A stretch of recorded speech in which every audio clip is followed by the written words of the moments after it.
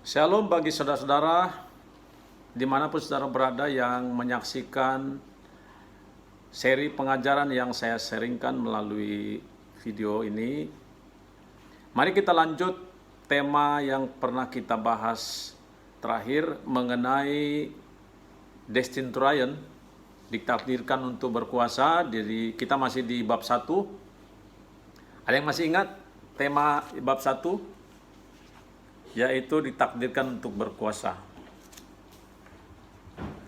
Nah, di Roma 5 ayat 17 dikatakan bahwa kita telah menerima kelimpahan kasih karunia dan anugerah kebenaran. Menerima. Jadi kita ini sebetulnya didedikasikan untuk sebagai penerima. Apa yang kita terima? Ada dua hal. Kelimpahan kasih karunia dan anugerah kebenaran. Itulah kunci rahasia untuk setiap orang dapat berkuasa di dalam hidupnya. Nah, mengenai berkuasa ini saya sudah sampaikan, berkuasa untuk apa? Berkuasa untuk berkemenangan di dalam hidup selama di bumi ini. Apa sih maksudnya berkemenangan? Berkemenangan itu artinya kita bisa menikmati damai sejahtera. Ya, damai sejahtera itu tidak bisa kita peroleh dari manapun kecuali di dalam Yesus Kristus. Nah, kita yang telah menerima anugerah kebenaran dan kelimpahan kasih karunia di dalam Yesus Kristus, firman Tuhan menjanjikan bahwa kemenangan itu telah kita miliki. Nah, sekarang sebagai penerima, bagaimana caranya kita menerima? Saya ingin membagikan bagian ini yang lebih dalam. Kita sebagai penerima, seringkali manusia nature-nya adalah kita mengandalkan kekuatan diri kita sendiri. Seringkali kita bersandar atau mengandalkan kekuatan kita. Sulit sekali untuk setiap manusia untuk percaya, apalagi sesuatu yang belum kita terima. Semua yang Tuhan sudah berikan, sejak Yesus mati di kayu salib, firman Tuhan katakan sudah selesai. Bahkan Efesus 1 ayat 3 berkata, kita telah melimpah, kita telah menerima kelimpahan kasih karunia. Segala berkat rohani telah diberikan kepada kita. Tetapi faktanya masih banyak anak-anak Tuhan yang belum mengerti. Sehingga banyak anak-anak Tuhan yang berusaha untuk melakukan sesuatu sehingga seolah-olah Tuhan akan tergerak oleh apa yang kita lakukan. Seperti saat ini yang terjadi adalah respon anak-anak Tuhan berbeda-beda. Ketika ada virus corona melanda dunia, lalu banyak kegerakan-kegerakan dari gereja yang mencoba untuk mempengaruhi Tuhan, untuk membujuk Tuhan melakukan sesuatu. Itu tidak seperti yang diajarkan kitab suci.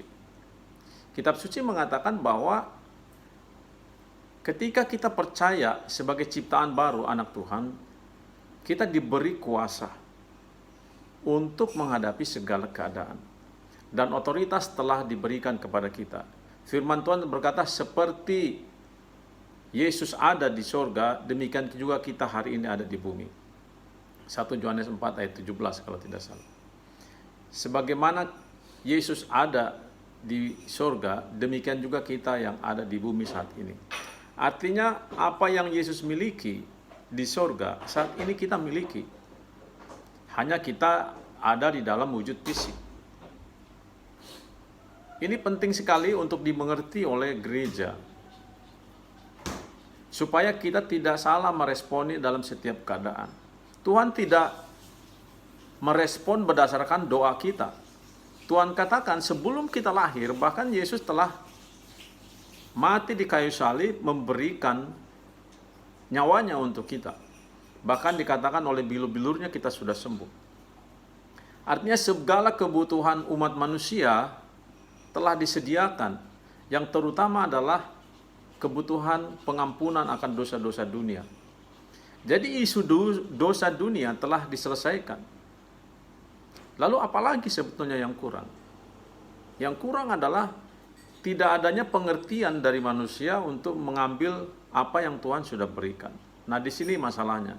Jadi Roma 5 ayat 17 ini perlu sekali digarisbawahi atau dicetak tebal, kata menerima kelimpahan kasih karunia dan anugerah kebenaran. Ini yang harus digali. Kasih karunia dan kebenaran. Yohanes 1 ayat 17 berkata, hukum Taurat diberikan oleh Musa. Namun kasih karunia dan kebenaran datang melalui Yesus Kristus. Jadi Yesus Kristus itu adalah Allah yang telah menjadi manusia. Ia sendiri datang ke bumi. Nah, ini coba pikirkan ini. Allah sendiri yang datang ke bumi dalam wujud fisik yang bernama Yesus Kristus dalam wujud manusia.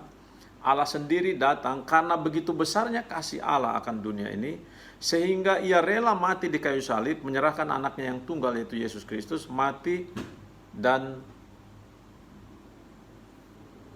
dikuburkan dan bangkit di hari yang ketiga sesuai dengan kitab suci, sehingga setiap orang yang percaya boleh menerima kasih anugerahnya.